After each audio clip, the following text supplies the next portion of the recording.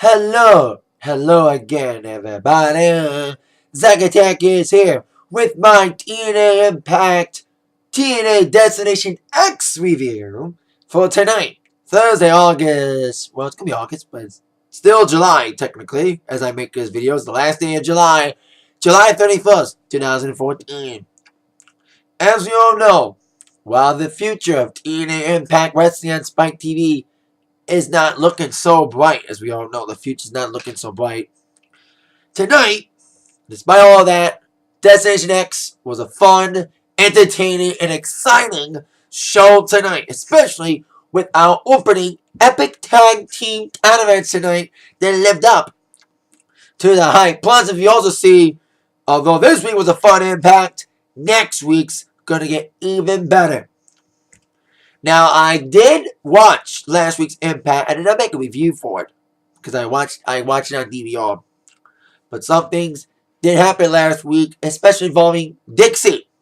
Now, Team Dixieland got bigger as two more Dixie cronies were revealed last week as they got involved in a six-man New York City street fight involving Team 3D, Devon and Bully, team member Tommy Dreamer, as they took on Rhino, Spud, and EC3.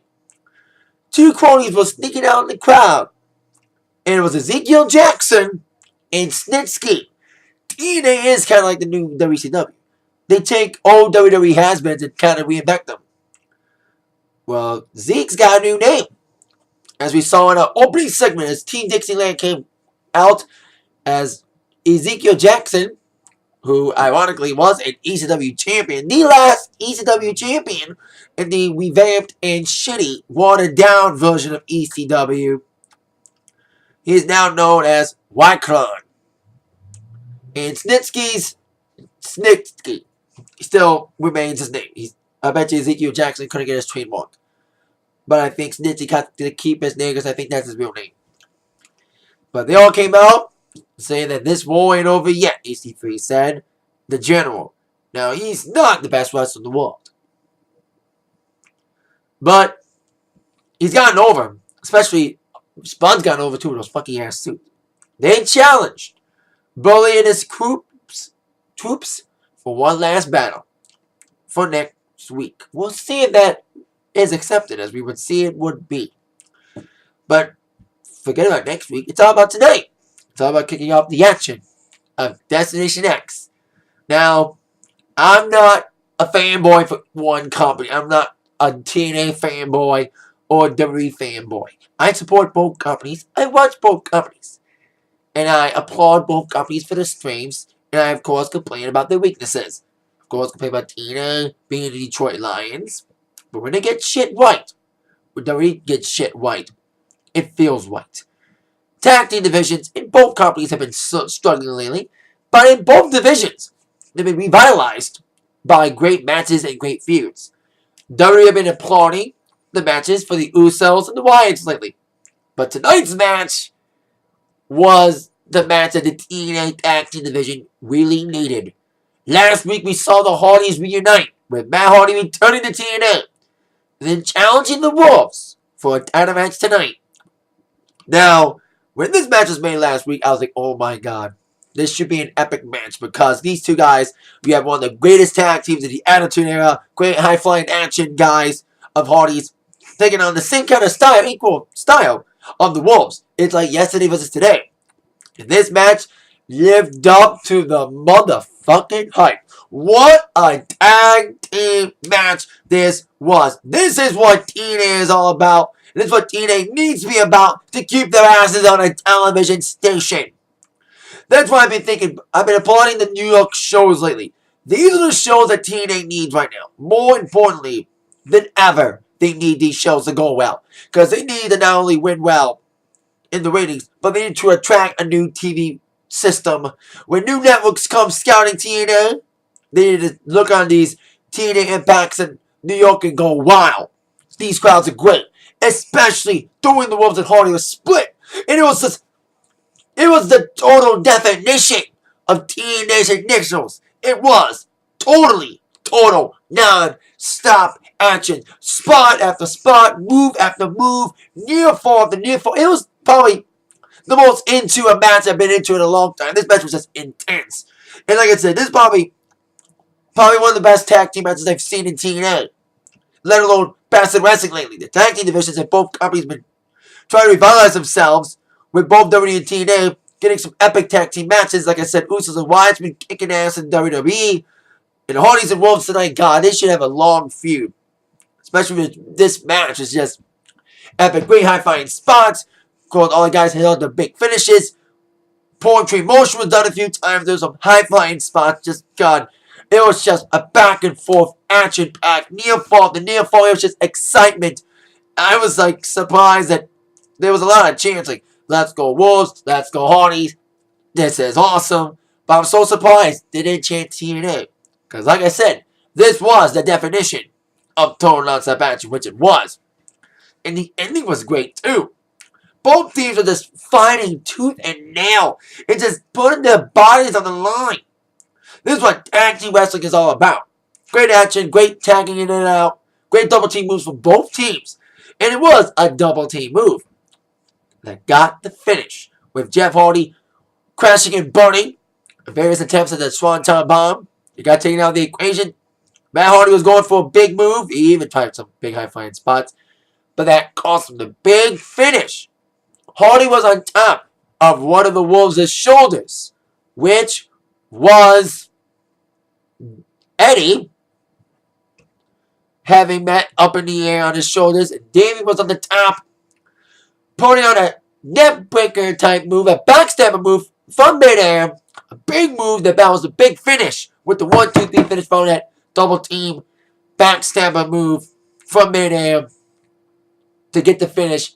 And I love the fact that these guys, both teams, showed equal respect. Hardys shook their hands on the Wolves as they got back up.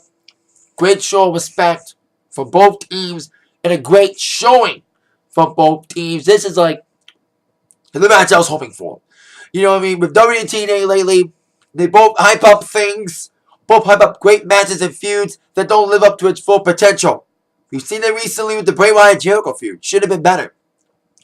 But Hardys and Wolves, it's one match that finally lived up to the hype. It was only built a week ago. You know, this match was only made a week ago. It doesn't matter when you make a match. You gotta live up to it no matter how long a notice. You know, even if it's a week notice, you can still put on a hell of a match within a week's notice. And boy, even though these impacts were taped weeks ago, when it came to air, we got a week notice. But still, epic tag team match to begin Destination X tonight with the Wolves retaining the tag team titles in a valiant effort from the Hardys. And the crowd was just intense during that match. And I was jumping out of my seat too. I was like, every time there was like a near fall, I was like, oh my God, you should have seen me. You should have saw me when I was watching this match. I was like, really into it. Really intense matchup. Now on to our next three matches. Now, of course, tonight our main event involved the Austin Aries cashing in on Option C. For the third year in a row, Option C was being utilized for Destination X. That the X Division Champion had an opportunity to forfeit the X Division Championship to cash in for a world title match. As we know, Lashley would take on Aries.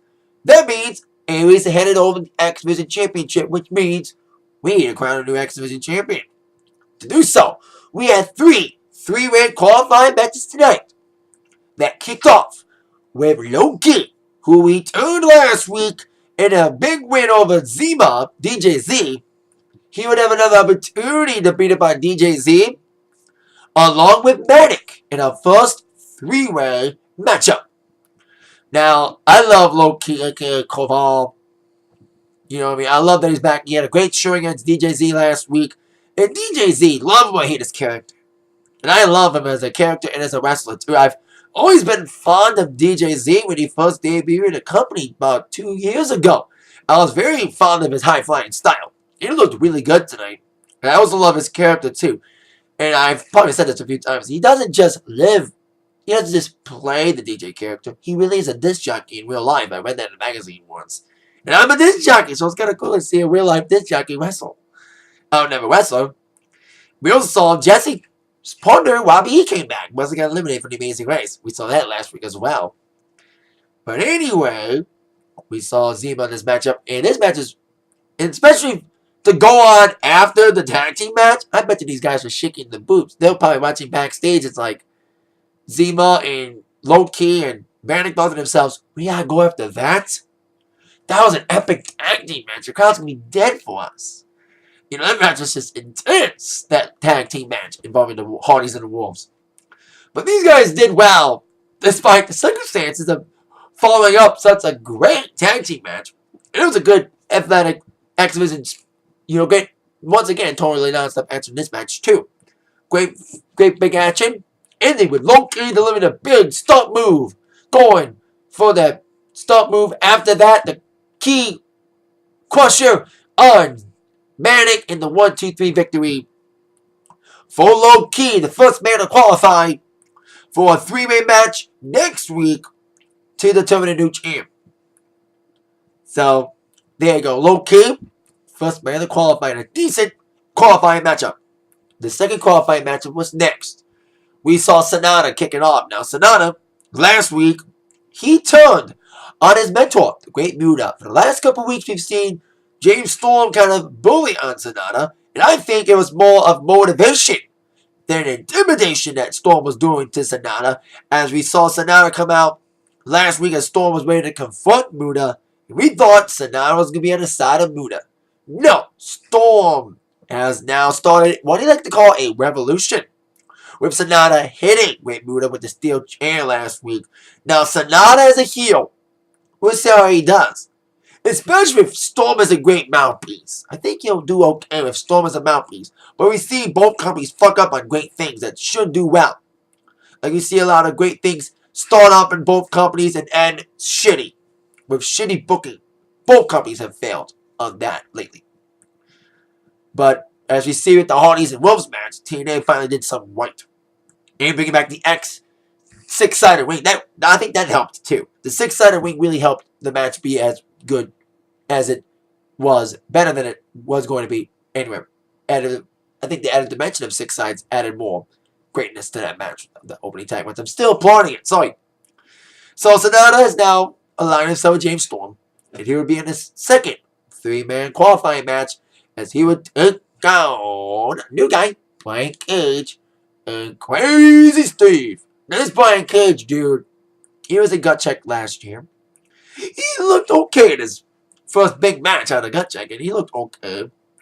And Crazy Steve, I've not been the biggest fan of Menagerie, but I think they've been better lately. I think they got weird the stilt walkers, but I think they purposely did because that venue is small for them to walk on. This Manhattan Center, the Grand Ballroom.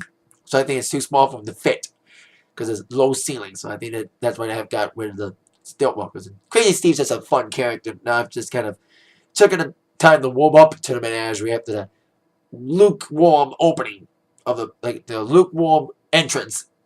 Especially those silly segments with Cass for the first couple of weeks. But I think now they've gotten way better as characters. The Crazy Steve's not a he's just a comedy guy. He's like Santino Morella, but he has a real character. The crazy clown makeup guy. He looked okay in his matchup too.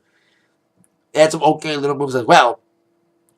But it was Sanada who had a lot to prove. He wants that X Division Championship back. He lost it to Aries. That enabled Aries to use the belt and use option C tonight. So Sanada had a lot to prove to himself. And to prove to his new mentor and new friend, James Storm. And prove that this so-called revolution that Storm's starting is for real. And Sanada proved it was for real. Dominant as he would take on and get the victory following a bridging tiger suplex on this Brian Cage in the 1-2-3 victory. Like I said, Cage looked good. Like I said, this Brian Cage dude, he was a loser. Gotcha. But he looked okay in his matchup. He could have a nice future in TNA if they book him right. He looked okay, but it was Sanada, who has a lot to prove. Now aligning himself with Storm. He is the second man to qualify for the three-way match next week to determine the new X Division champion. And let's get on to that last qualifying match involving Samoa Joe back in the X Division. The former multi-time X Division champion back in the division as he would take on in this final qualifying match match. Tigre Uno and Homicide. It's kind of weird to bring back Homicide ever since they fired Homicide's former tag team partner Hernandez a few months ago. Nice to see Homicide back, former LAX guy. One of my friends loves Homicide. He's on Facebook with Homicide. Actually talks to him. I wonder if Homicide told my friend on Facebook that he was coming back tonight. And the crowd reception was pretty good for Homicide, especially he's from Brooklyn. Samoa had its problems with Angle the last couple of weeks, but I think Angle and Joe are good. Because I think Samoa Joe thought Angle was going to be an evil guy like his predecessors like MVP. But Angle's proving he's a GM, a DM, Director of DO, Director of Operations for the people. And if I were to name of the 3 qualifying matches, which one was the best? I think this one was kind of the best. Seeing Joe in there again in the X Division. And Joe's a big guy. And he makes the X Division great as well. He is revigorated the X Division because he's had some great matches in the X Division. Probably one of the greatest X Division matches ever was involving Samoa Joe, AJ Styles, and Christopher Daniels on Unbreakable 2005. That match is just epic. Probably one of my favorite TNA matches of all time is that one. And Joe did well in this. He looked really good. And of course, a great chance of Joe's gonna kill you. And nice to see a Homicide look great in this match too. You know. And that should be great. And Ugo, look at the team. Ugo looked great. He was kind of the swag in this. But you know, did well. But it was all about Homicide and Samoa Joe because it was kind of ironic because they brought it up in the commentary. The last time Joe was X Division champion, he beat Homicide to be the new X Division champion in 2009. So it's kind of weird that 5 years later, almost to the month, Samoa Joe would get another victory over Homicide to qualify, following the Muscle Buster in the 1-2-3 victory for Samoa Joe. He tried to Muscle Buster once, blocking the Gringo Killer move. I think he was trying to go for the Gringo Killer on Tigre Uno, though. Homicide did. But Joe got the victory after that Muscle Buster. Another decent qualifying matchup. So, we have a lot announced for next week, though. Next week will feature the X Division title match involving our 3 qualifying winners. Samoa Joe, Sanada, and Low Ki. Should be a great 3-way match.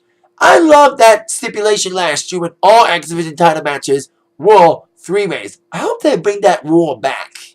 That makes it a permanent move again that every X Division title match must be a 3-way. I love that rule last year. Hopefully bring it back. And this might be the start of it. Especially with 6 sides back. Also next week, Angelina Love's got some sort of announcement involving trying to get a one-on-one rematch against Gail Kim. Especially when she got involved in Gail's title match last week against Terrence Terrell, causing a disqualification. I thought it would be some sort of tag match. But we may find out soon enough about Angie's intentions next week.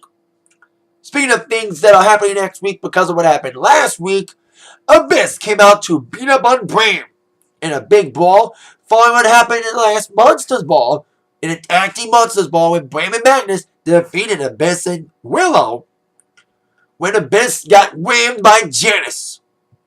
First time we've seen Janice used on camera. We've seen Janice used off camera, but not on camera. And now next week, it's a one-on-one Monsters Ball between Abyss and Bram. And also next week, it's going to be an 8-man hardcore war as Team EC3, which I'm assuming is going to be EC3, Rhino, Wyclon, and Snitsky, taking on Team VD, D-Varden, Bully, and Tommy and the Mystery Partner. I don't know who that will be. And, as you also see by my subtitle, next week, hashtag ItHappens. I've been saying it for the last couple weeks. That I guarantee that by the end of these New York tapings, that bitch is going through a table. And next week, hashtag ItHappens. We're going to finally see that bitch go through a table. It's going to be awesome to finally see this happen.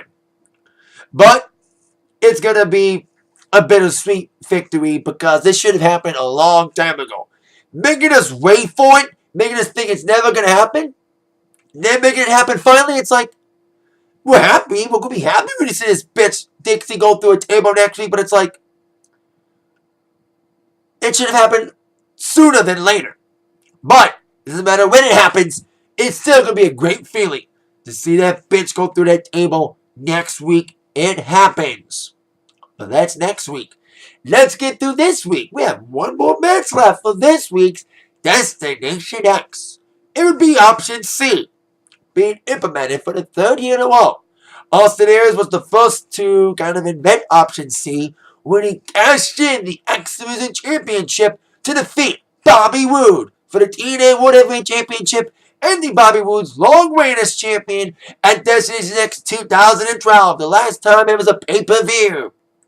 Then the first time Destination X was a Spike event, Chris Sabin was the second to cash in option C. He went on to be TNA World Champion, although it will be a tainted and bittersweet reign. And a short one at that. Fuck you, Tino Ortiz. I mean, you're supposed to come back soon. Don't come back. Especially if TNA gets taken off TV, as we all know. But now, for the third year in a row, option C has been used as Austin Aries cashed it in for one more chance to be the new TNA World Champion as he would take on Bobby Lashley. Now get it out of the way first. There was no interference again.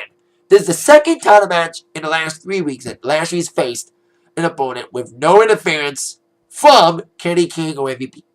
Yeah, I'm glad he stood out of it. And this match was kind of as good as the Horny match. Lashley looked like a beast again in this matchup, but Aries looked great in this match too. Aries knew that, like Horny, he was going to be the lighter guy and the fast guy that needs to outrun and outspeed the man with the power. And that's what Austin Aries did with the big, quick speed and the quick kicks. And Aries looked pretty well. Until, of course, the Dominator dominated the later half of the matchup with his big dominating power moves. And of course, Aries came back with his power moves. He even nailed the Brain Buster to a near fall. And even nailed on numerous occasions trying to get Lashley in his submission hold known as the Last Chancery. Now, despite Aries looking good, we kind of almost had kind of the same ending as last title match for Lashley 2 weeks ago against Jeff Hardy.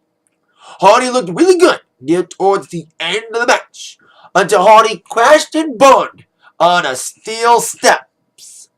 And after those steel steps hit Hardy, he was weakened, and Lashley feasted on Hardy's crashed and burned on the steps, fed him in for the spear.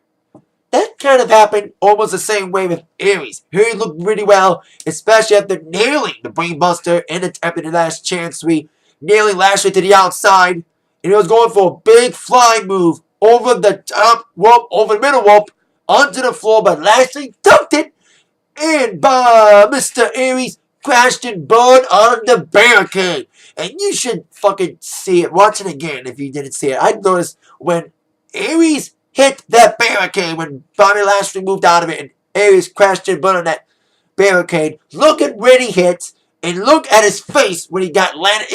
He looked fucking flat out on his. You could see his eyes just looking blank after he crashed and burned those barricades. And like what happened to Hardy when he crashed and burned the steel steps last week, Aries crashed and burned on the steel barricade and got fed in to the spear in the 1-2-3 victory for Bobby Lashley. Like I said, kind of the same ending with Lashley's challenger trying to go for a high-risk move, crashing and burning on a steel object, and being taken out, and being fed in, weakened, stained it all to a spear and a victory for Bobby Lashley. Like I said, once again I'm happy that King and MVP have not interfered. That Lashley's won without their help, making him look like a legitimate champion. Even though he's been winning on every man's mistakes, on his challenges, crash and burns. With Hardy crashing and burning, fed to a spear, same with Aries. He crashed and burned a high-flying move, fed to the spear. But like I said, I'd rather see Lashley win like this than win on a disqualification with MVP and Kenny King getting involved. I'm happy. Because I think MVP is still distracted with Bobby Roode, who beat him up last week in a street fight. So, like I said, Lashley looks. Lashley became champion. I was a little bit pessimistic about how Lashley's reign was going to be. I think Lashley's had a decent reign because he's had some great matches. He actually looked good. Like a great champion is a champion who not only has great matches, like it's a champion who makes himself look good as well as makes his opponent look good. That's what he's done in his last couple matches with EY and more specifically his last 2 matches against Horny and A-Dub, making both guys look good. Like I said, Aries had a great valiant effort once again, and the crowd was on his side. And the crowd was hoping that Lashley was going to lose to Aries tonight. But Aries is like the John Cena of Option C. The only guy to not successfully cash in Option C and win the championship. And he's the guy who originated it. So it's kind of sad that Aries was the first guy. I think it's kind of a good and bad thing. That Aries was the first guy to successfully cash in Option C to be the TNA champion, to forfeit the X Division champion to be the new world champion. And he's the first guy to fail to win the TNA championship out of Option C. So he's the first to succeed and the first to fail in Option C. So like it's a great event tonight. And despite the dimming future of TNA's television future, as we all know with the rumors of TNA getting canceled by Spike, I think Fox Sports 1 should pick them up. This proves that TNA should find a new home quickly, as this pay-per-view type event on free TV looked really good. And next week should be a really good Impact with the X Division title match with those 3 guys, Sanada, Joe, and Low Key. Angie doing something abysmal Bram and the Monsters Ball, as we all know. Next week, hashtag ItHappens, that bitch Dixie finally gets what she deserves. She's going through a table. Oh, my brother. That's that fine. That is it for my TNA Destination X review for tonight. Thank you all very much for watching. With that in mind, you've been attacked by the review from Zach. Have a great weekend, everybody. See ya. Yeah.